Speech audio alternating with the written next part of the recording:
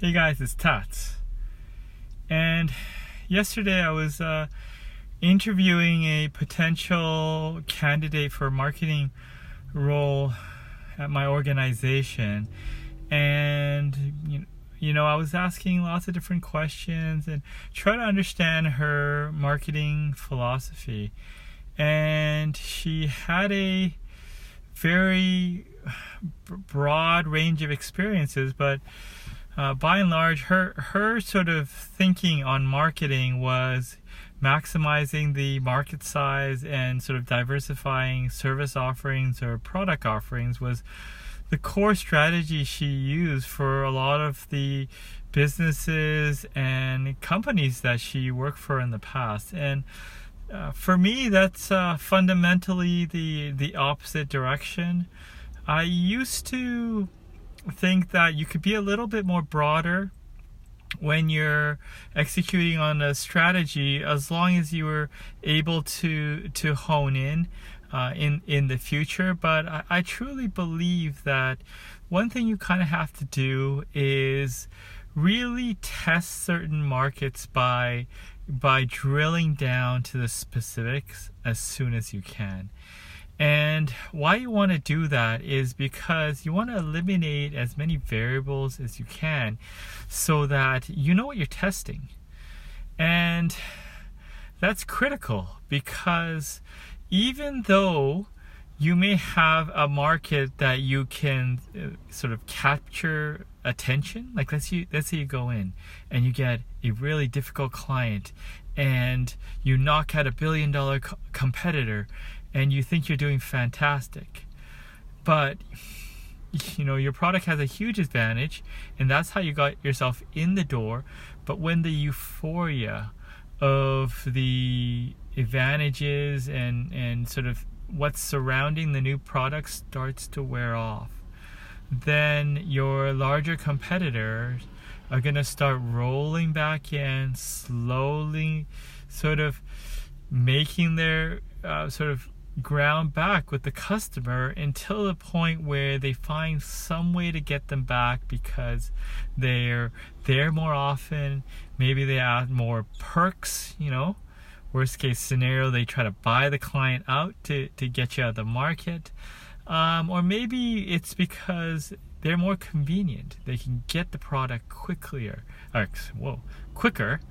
or they can get service faster, right? Or you're able to throw in more freebies as your competitors. So it's kind of a situation that you have to be very careful of. I know in the tech sector that it's not as big of a deal because everything's remote. The cost of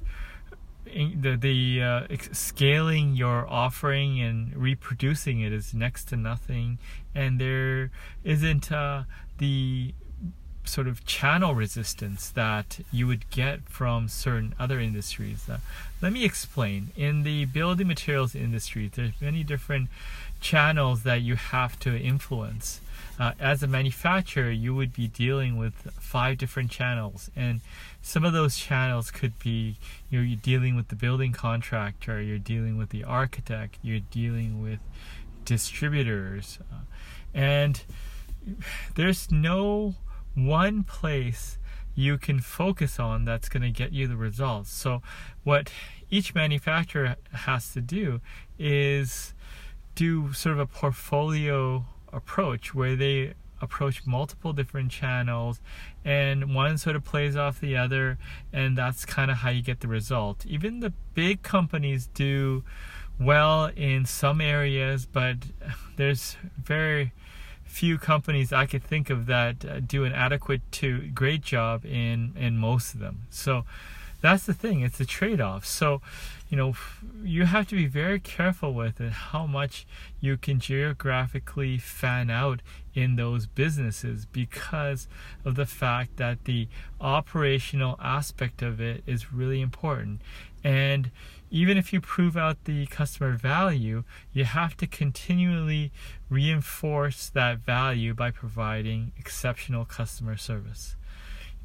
One of the great organizations that talks about customer service a lot is the Ritz-Carlton. And their 3 pillars of customer service are: can you deliver the product without defect? Can you do it in a timely manner? And also, can you do it in a way that makes the client feel special? Can you be nice to them? And to illustrate the point, you could provide exceptional customer service, and by providing a product that it's defect free, and you can provide a experience where it's shipped right away, and then you'll ruin the whole thing by being a complete a jerk about it. And it's just as simple as that. Once they don't like your company, they're gonna find a reason to move away from it, and if not right away, eventually. So you really have to figure out what area, geographically, what market, what focus you can really provide exceptional customer service, and even greater than the competitors. One of the business strategies I really like is, let's take a technology that's better than the competitors, and then let's learn from other industries and other businesses that compete and do well without a competitive advantage. Now, restaurant business, hotel business, there's tons of businesses that are able to thrive and do very well without having a huge differentiation point. And I think that's where I love to look and learn, because those organizations, the innovations come from the customer service you provide. And what I found is those organizations spend so much money and time on figuring out what the client is looking for. Literally, they're like scientists measuring things all the time. And I didn't realize why they did that until I read some books and I talked to some people in those industries. And it's because people's tastes and people's needs change. They could change with pop culture and trends and what is expected of in society. It could change in technologies. And the key thing is, you want to change in a way that's appropriate and reflects your brand. You don't want to be too far ahead of a change just in case it doesn't accomplish what you're looking for. So here's the thing.